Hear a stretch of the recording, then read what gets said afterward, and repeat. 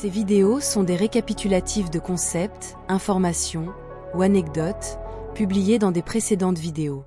Bien que j'ai consacré plusieurs vidéos au sujet de la façon dont la Fédération Galactique voit la Terre, et que je continuerai probablement à en produire encore plus car le sujet est gigantesque. En quelques mots, la Fédération voit et perçoit la Terre comme un terrain de jeu non seulement pour les personnes et les âmes qui y sont incarnées, mais aussi pour les innombrables races stellaires qui visitent la Terre ou qui ont quelque chose de spécifique à y faire. En étudiant la situation de près, nous avons constaté que même la tristement célèbre directive première ne s'applique pas vraiment à la Terre, ou seulement quand et si cela est pratique pour les intérêts de la Fédération elle-même, la maintenant comme une excuse pour limiter les actions et la liberté des êtres humains et non humains chaque fois qu'ils le jugent nécessaire. Mais la Fédération elle-même ne suivra pas les règles strictes de la directive première chaque fois que cela leur convient. La Fédération voit la Terre comme un royaume isolé technologiquement et psychologiquement du reste des races stellaires, qui continuent leur vie quotidienne en grand nombre juste à l'extérieur de la planète, tandis que ces mécanismes de contrôle interne continuent de fournir un royaume autonome et autocorroborant dans lequel sa réalité officielle et sa cosmologie ne correspondent pas à celle à l'extérieur. Où la population est amenée à croire qu'elle est seule dans l'univers, que la vie est exclusive à la Terre, où tout ce qui a trait aux extraterrestres est ridiculisé et calomnié, ne laissant qu'une légère possibilité d'existence lorsque les puissants décident que c'est utile pour eux, et où toutes les données sur les extraterrestres sont données au public, miette par miette, de manière laborieusement lente. Tout cela, alors qu'à l'extérieur de la Terre, et dans son orbite immédiate, il y a toujours au moins 900 vaisseaux spatiaux d'1 kilomètre ou plus, de nombreuses races stellaires, stationnés et occupés par toutes sortes d'affaires et de choses ayant trait à la Terre et à sa population.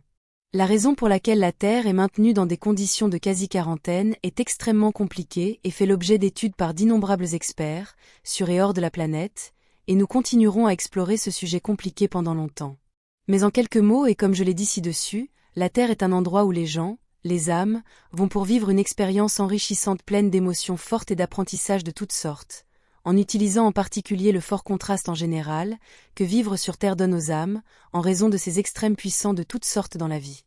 La Fédération Galactique prétend ne pas détenir le contrôle ultime de la Terre et de tout ce qui s'y passe, laissant ce contrôle aux âmes incarnées là-bas. Laissant la Fédération en tant qu'organisation de surveillance et de contention, qui assurera la sécurité de la population et des âmes incarnées là-bas, et garantira que leur expérience souhaitée soit respectée. Pour la Fédération Galactique, les véritables contrôleurs de la Terre sont les gens, les âmes à l'intérieur, étant ceux qui manifestent le royaume de manière à la fois personnelle et collective, et toutes les règles, concepts et caractéristiques de celui-ci également, y compris le bien et le mal. Cela est très difficile à accepter pour la majorité des gens qui vivent sur Terre, car tout ce qu'ils peuvent voir est leur manque, et tout ce qu'ils veulent et n'ont pas, et tous les abus et souffrances que des tiers leur imposent, rendant presque impossible d'accepter et de comprendre qu'ils sont eux-mêmes ceux qui manifestent tout le royaume dans lequel ils vivent, ainsi que ceux qui créent tout leur monde et leur vie, avec tout ce qui s'y passe à l'intérieur. Ce que je veux dire est que la Fédération Galactique n'est pas une organisation malveillante, et tout ce qu'elle fait est pour une bonne raison que les humains sur Terre ne sont généralement pas prêts à comprendre. Mais avant cela, je sais que ce que je viens de dire vous semble être une excuse et presque comme si Dieu agissait de manière mystérieuse, variante galactique. Je dois aussi dire que la Fédération est composée de personnes, de plus de personnes comme vous et moi, et non par des êtres de lumière parfaits, des anges et des maîtres ascensionnés, comme la plupart des auteurs du New Age veulent vous faire croire. Et comme dans toute autre organisation complexe et grande composée de personnes, il y a des choses imparfaites, des agendas et des affaires louches qui se déroulent tout le temps. Tel est le cas de l'argent.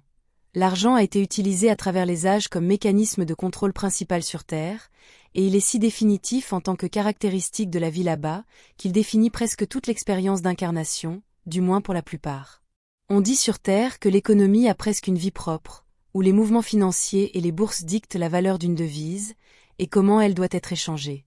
Et seulement quelques personnes ont remarqué que tout est contrôlé par ceux qui détiennent le pouvoir sur Terre, étant donné que l'économie et ses fluctuations sont entièrement contrôlées par ces personnes, évidemment toujours à leur avantage. On a dit que ces personnes, qui contrôlent tout ce qui a trait à l'argent sur Terre, sont de vieilles familles avec des noms puissants, des organisations telles que la Réserve fédérale, le Fonds monétaire mondial, et ainsi de suite. Et évidemment, ils contrôlent tout l'argent sur Terre. Mais le problème devient beaucoup plus grave car, au-dessus de toutes ces organisations, gouvernements et personnes aux noms puissants, le contrôleur ultime de tout l'argent sur Terre est la Fédération Galactique. Elle nomme et dicte sa valeur et le montant que chaque région sur Terre peut avoir ou travailler avec, ainsi que la nomination de tous les fonds de chaque grand mouvement de celui-ci.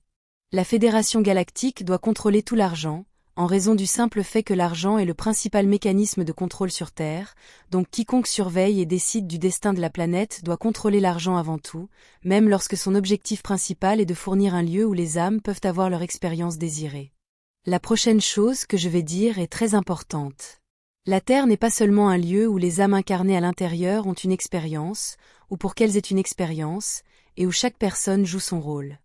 La Terre est aussi un lieu où des extraterrestres, de toute race, ressemblant à des humains ou non, viennent également sur Terre, ou près de la Terre, pour avoir une autre sorte d'expérience, avec un autre rôle, celui d'un extraterrestre en visite. Ainsi, la Terre est un terrain de jeu pour les personnes et les âmes qui s'y sont incarnées, et pour d'autres personnes et âmes, une visite depuis des planètes lointaines. Chaque personne ayant son rôle assigné et souhaité, à jouer. Certaines âmes jouent à être des humains sur Terre, d'autres jouent à être des extraterrestres sur Terre, et d'autres jouent à être des extraterrestres ayant un lien avec la Terre. Ce sont tous des niveaux du même jeu qu'est la Terre dans sa culture, car même si beaucoup n'aiment pas que ce soit ainsi, la culture de la Terre a une sacrée présence et influence extraterrestre. Même si les extraterrestres n'ont généralement pas besoin d'argent dans leur société et culture, comme je l'ai expliqué dans ma vidéo précédente, ils en ont besoin lorsqu'ils opèrent, et lorsqu'ils font des choses sur Terre, en fonction de ce qu'ils font, bien sûr.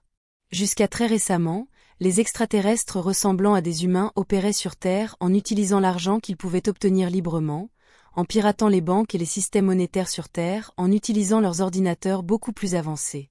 Ils avaient l'habitude d'avoir des gadgets avancés, qui ressemblaient à des cartes de crédit ordinaires, mais qui leur donnaient accès à presque une quantité illimitée d'argent de n'importe quel distributeur automatique de billets. Mais récemment, et avec l'avancée de la sécurité bancaire humaine, cela n'est plus possible. La Fédération galactique, ou la Fédération unie des planètes, c'est la même chose, utilise des subventions monétaires, attribuant un montant d'argent à chaque race stellaire qui a déclaré en avoir besoin pour mener ses opérations sur Terre et au sein de sa société.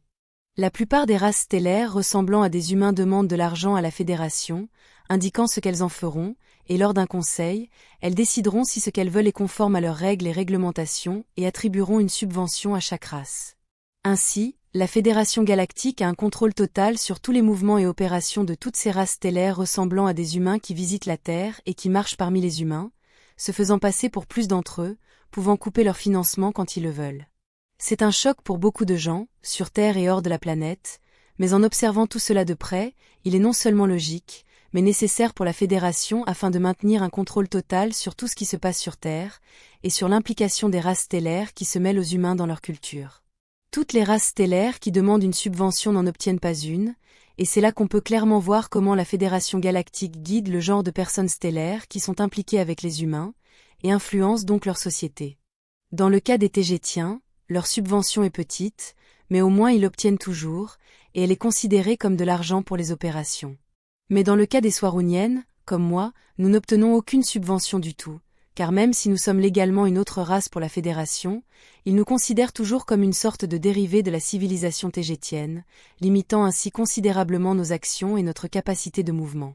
Un autre point très important à comprendre ici est que bien que ce financement de la Fédération s'applique à de nombreuses races de la Fédération ressemblant à des humains, la Fédération elle-même permet à d'innombrables autres races, ressemblant à des humains, ou non, d'opérer toutes sortes d'opérations louches sur Terre de manière presque libre.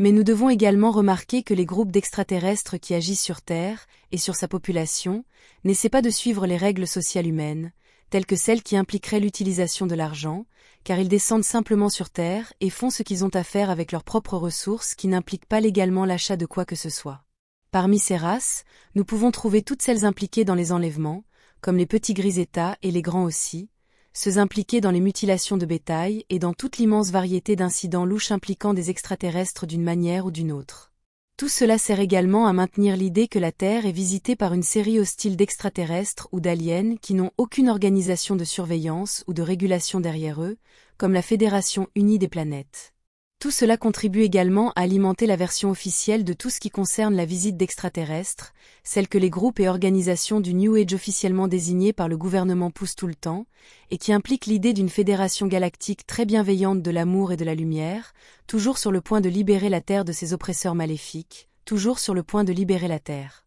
Mais ils ne le font jamais. Car tout cela n'est qu'un faux récit pour contrôler le groupe de personnes qui connaissent l'existence d'extraterrestres de toutes sortes et leur forte implication avec la Terre à tous les niveaux.